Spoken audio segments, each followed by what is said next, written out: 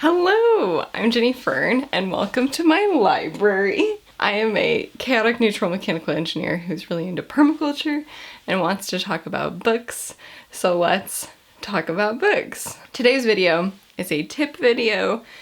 It's probably gonna be a quick one because the tip is pretty easy. Do you want to find an endless source for reading published short fiction and poetry, honestly, flash fiction, experimental work that you can access freely with the internet? So I discovered this whole world that I'm about to share with you after I had written a few short stories, and I was at the point where I thought could be interesting to try to publish this somewhere. How do I do that? And I can make a whole video about that as well, because the process is fairly similar to what I'm going to tell you now, but you also have to do extra work to submit and get published. So I watched a couple videos.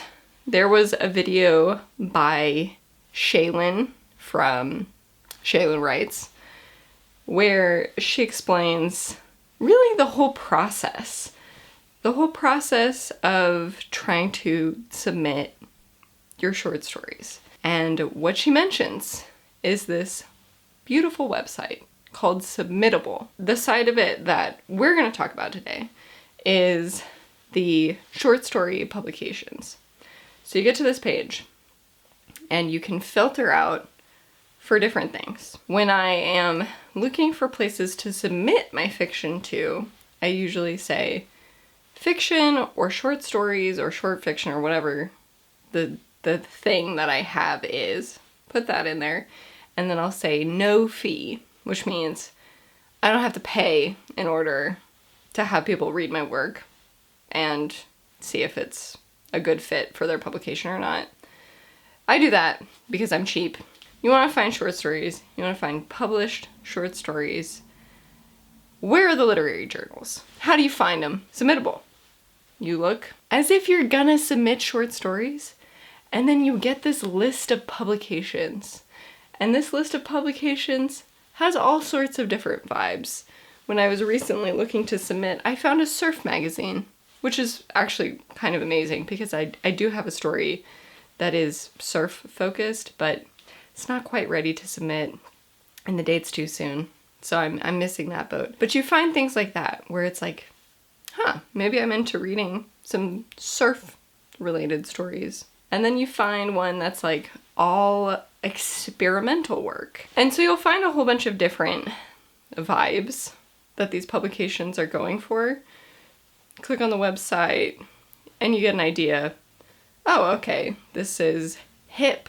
This is, I don't know, taking itself seriously or whatever. There will be sometimes, not always, either full issues, full volumes of the publication or samples of the publication where you can read people's work. A lot of publications want you to read a sample of what they publish before you submit so that you have a good idea of what their vibe is. Like, are you a good fit or not? If you want to read short stories, there's this beautiful avenue available to you.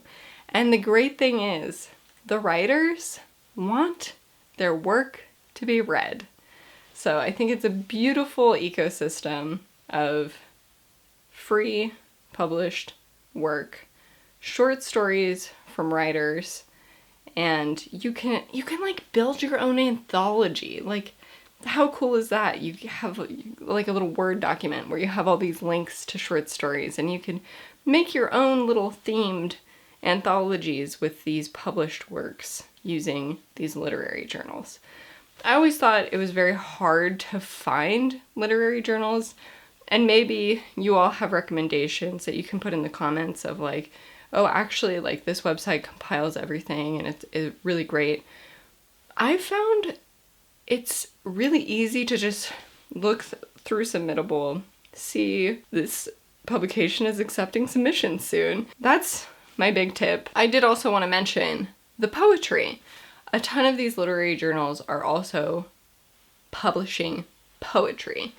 And if you're like me, you find getting a dose of poetry in your life a little challenging. You're not going to sit down and read a full collection of poetry by a single author, because I know I certainly am not ready to commit to that. It is a beautiful place to just dabble. I also really like literary journals because you get like a sense that you're kind of like discovering authors. I have an addendum of where you can find literary journals.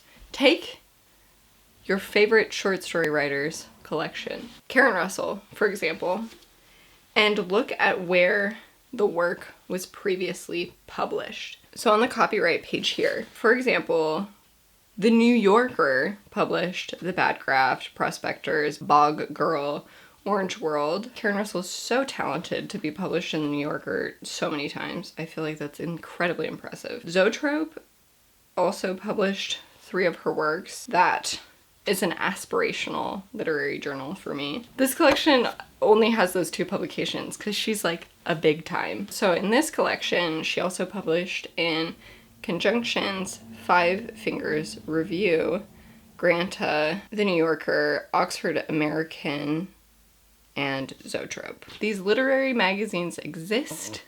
They want you to read their stories. A lot of stories are available for free.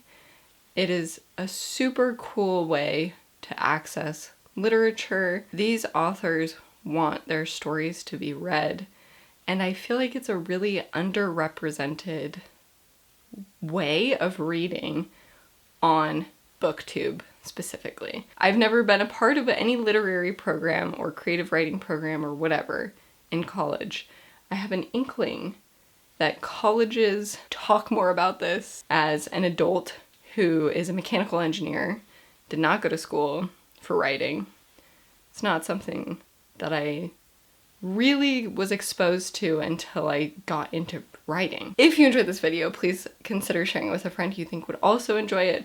Also, anybody who you think would find this useful or helpful, please consider sharing it and liking and subscribing, and I will be back again soon.